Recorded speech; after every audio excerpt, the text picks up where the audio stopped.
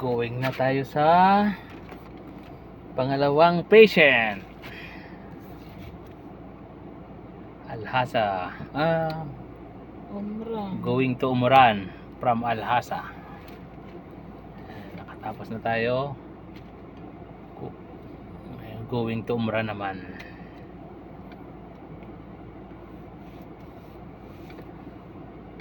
Tatlo pa.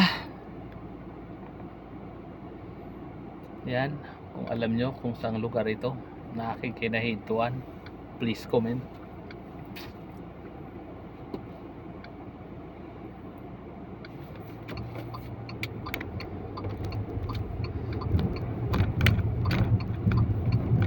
Two months na ako paikot-ikot dito sa Alhasa. Hindi isang kabayan wala akong nakikita sa daan. May mga Pinoy ba rito?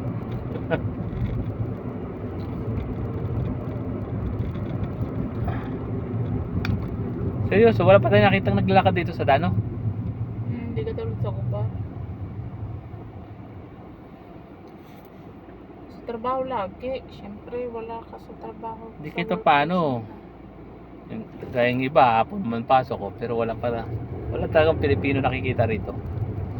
Ano kayong mayroon dito? Bakit walang mga Pinoy sa karsada?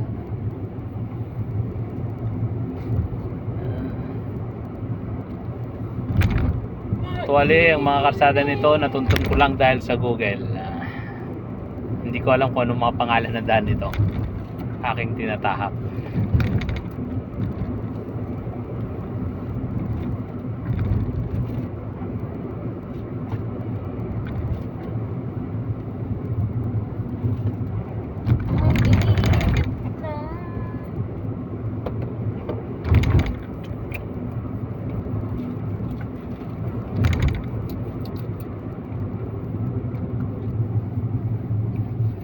Okay, kanan.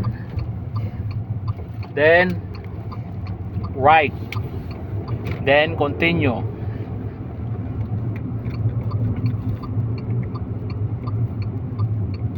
Okay. Akit sa kunting akyatin. Okay. Then bulusok. Uy. Baba man na mag-grocery.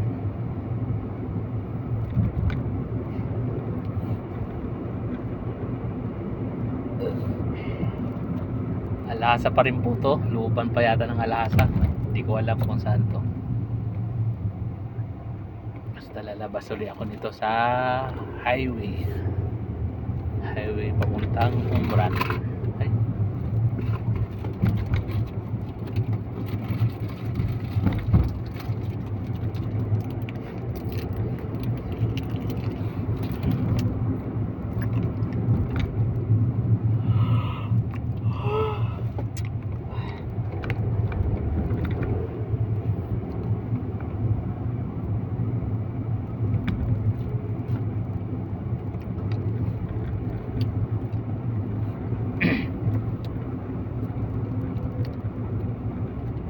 Mga Pinoy dito sa Alhasa, kung gusto meron, pwede kayo magpabili kung may gusto kayong bilhin sa Kubar.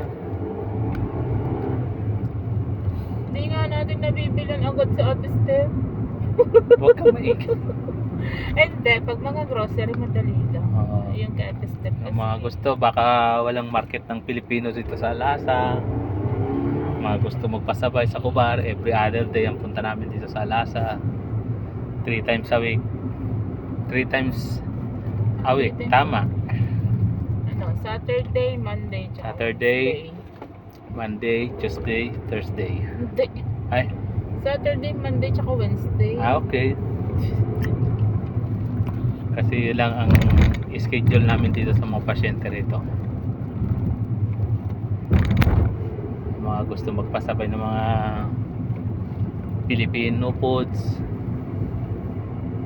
Kung mayroon lang naman, Like longganisa. like longganisa, tocino, yung mga nasa bahay na hindi nakakalabas dito sa Alhasa, pwede po kami.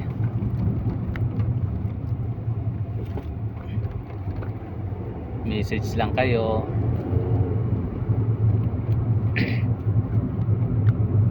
Kahit saan po kayo rito sa Mubaris, Almubaras, pwede po namin ihatid sa inyong sa inyong mga pintuan.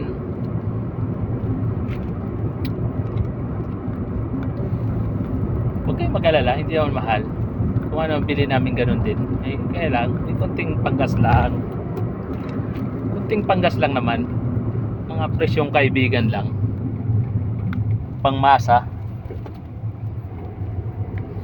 Tinulungan nyo kami, tinulungan namin kayo. Ganun lang yun. Keep the change. Keep the change. Ano? Change ano? Hindi. Pag sinabi mo kasi keep the change, halimbawa nagbayad ka, may supli, hindi mo na kukunin. Keep the change. I'm sorry po, magkamali. Konti lang po, konti. Konting panggas lang. Panggas lang. Hindi malaki. May patong lang, konti. Konti lang, panggas lang. Like pandesal. Ay, oo. Pandesal, Pandesal, Spanish bread. Pwede po niyo po kaming i-message. Ano ngayon, bilog-bilog pa? Puchi-puchi. Butchi. Buchi.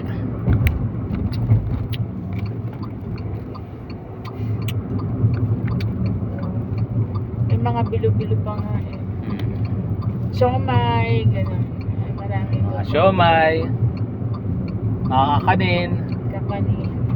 Pwede kayo magpabili sa amin. Comment lang po, comment. Kung gusto mong pabili ng pampansit, gano'n. Mga pampansit, ang spaghetti. Kung matagal na kayo din nakakain ng spaghetti, mga sauce, meron. Kompleto po tayo, mga kabayan. Wala lang po. Please, comment lang po. Wala lang mamoy. Ay, mga chicken skin, mga gano'n. Meron doon. Chicken skin.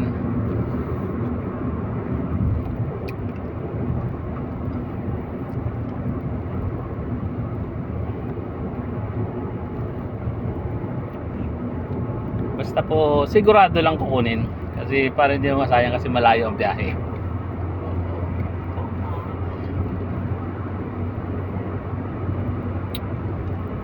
Yan, nandito na po kami ngayon ulit sa mga farm. Dito na kami patungo sa Muran, mga guys. Actually, wala akong kalamalam sa mga karsadang ito. Buti na lang, nandiyan ang aking kaibigang Google. Kahit minsan nililigaw ako, papasukin sa eskinita, bandang huli, dead end. Okay lang. Basta makakatras pa. Isang araw, niligaw na naman ako ni Google. Dinala ko sa eskinita. Pagdating sa dulo, dead end. No choice kundi umatras. Yung saktong isang sasakyan lang ang pasok. Kaluoy mangka. Ay, yan. Ito ngayon, nandito kami. Puro farm to, ang aming dinadaanan. Farm ng mga ditch. Farm ng mga ditch, pero sa loob, may mga kamatis. Kababa ng ditch.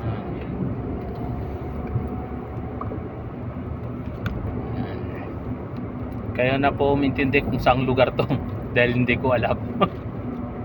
Ang aking dinaraanan. Ayan, Bobcat, yung una akong natutunan sa aming company dating construction sa Jeddah.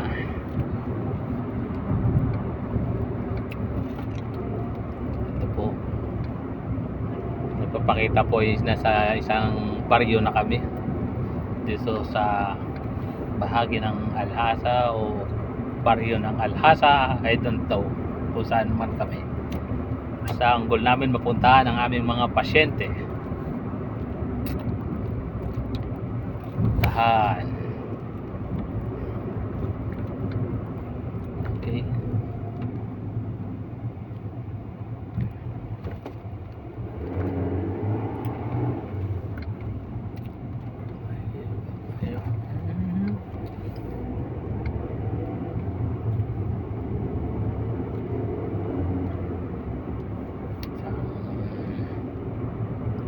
Lalampas ang amin mga ditch. Tapos susunod bakanting lote, mga madadaanan.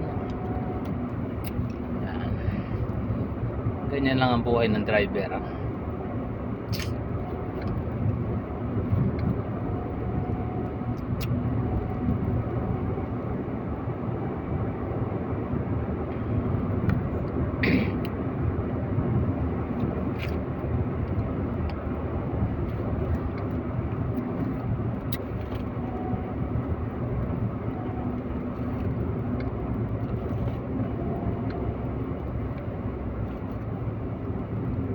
Okay, sana tayo mamakayo.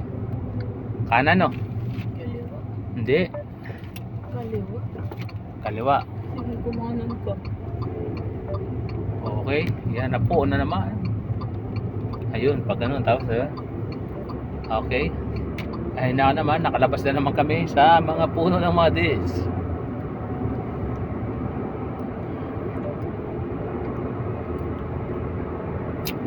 Hindi ko alam kung anong route to. Paki-comment lang ha, mga kaibigan, mga ka-drivers. Para nalalaman ko anong mga street din to. Actually may ilog kaming nadadaanan. Mabilis ang daloy ng tubig. Ito bang sinasabi nilang desierto? May ilog. Tapos mamaya papakita namin may lake din dito. May nadadaanan din kaming parang dam. Napuno rin ng tubig. Hop. Yan, pagdating dito, itong palatandaan, kanto. Ayan. Nasa baryo na po kami. Crossing na po kami. Crossing. Basta takbo lang ng takbo. Basta may gasolina. Sige lang.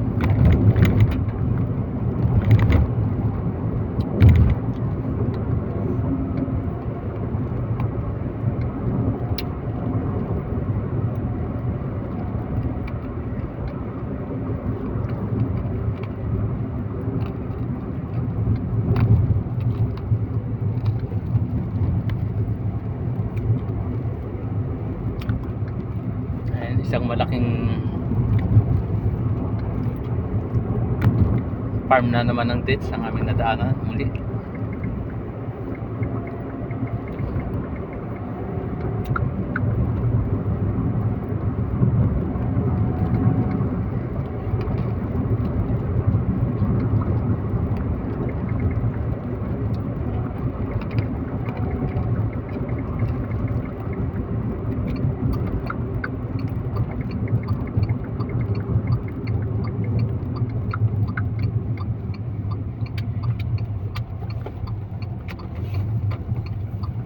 Then right.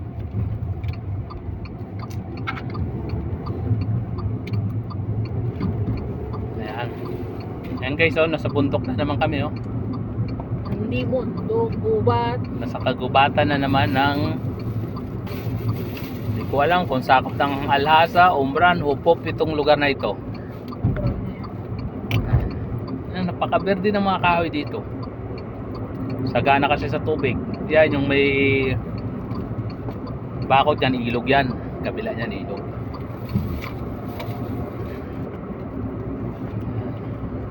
Kita nyo guys, ang lalaki ng poste ng kuryente rito. Para kang nasa Pilipinas lang. Nakangat ng mga kuryente.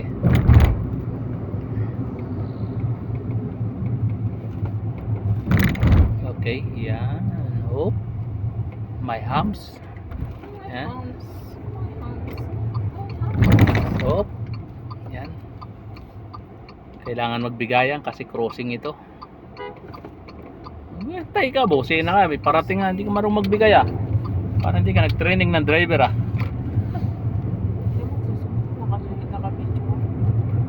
Bigayan lagi sa daan, kaibigan.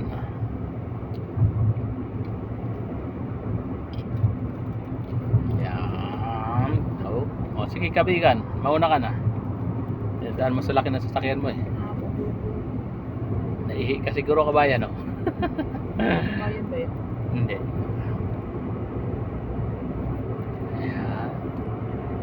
Yan oh, yung mga wire dito, mga kuryente oh, sanga-sanga na oh, di ba? Parang nasa Pinas lang talaga. Ayan. Ayan, salungat na rin dito. Itong nasa kanan ko nito, ilog yan. Ang lakas ng daloy ng tubig yan.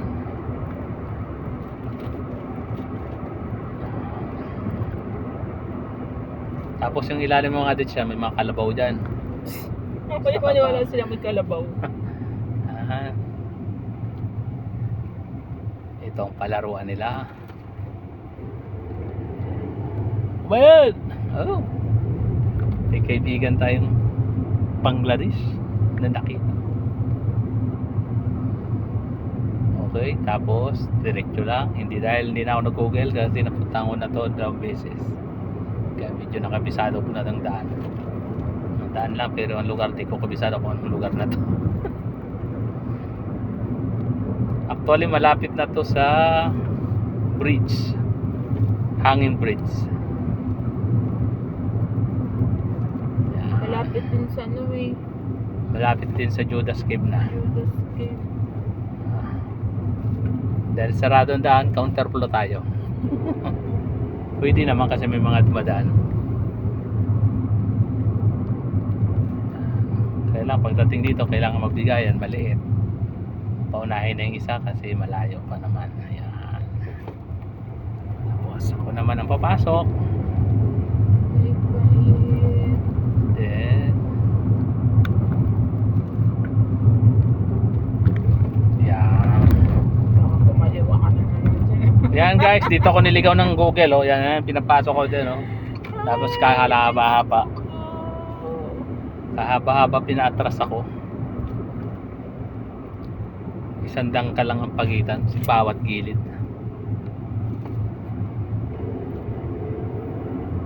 Yan. Kung taga rito ka, alam mo kung saan to. Pero mukhang walang Pilipino dito. Eh di. Oh. Yan. Dito tayo sa Sab. Yan. Ito ang palatandaan pagpasok. Okay. Pasok. Yan. Salubong.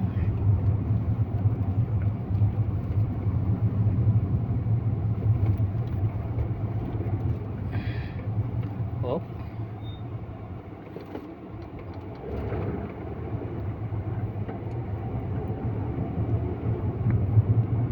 Okay.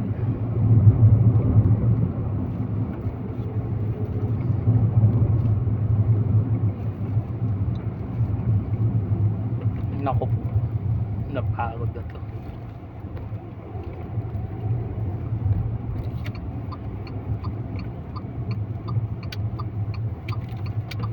Ayan na naman guys, oh. Alam nyo kung nasang lugar to? Please comment itong daanan na ito. Kung matagal ka na rito, yan.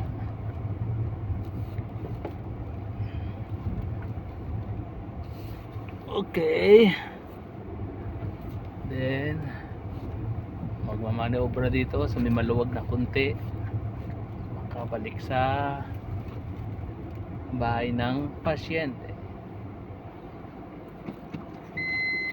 Ano kayo loob yan? Saluyot? Tangke. Tangke. Hindi, may mga tanim eh. Tangke ng tubig. Ngani. Tapos may tanim. Diba ba? Yan. Ano sila sa taas ang tangke nila? Ayun guys, dito magpapasyente ang aking doktora. Doktora Marivic. Okay. Ako na siya dyan. Si-check upin niya na. Doon yung check up ko. Ayan. Diyan niya, paano niya palakarin ang kanyang pasyente. Ingat Mama Koy. Bye bye. Love you. I'm waiting here outside.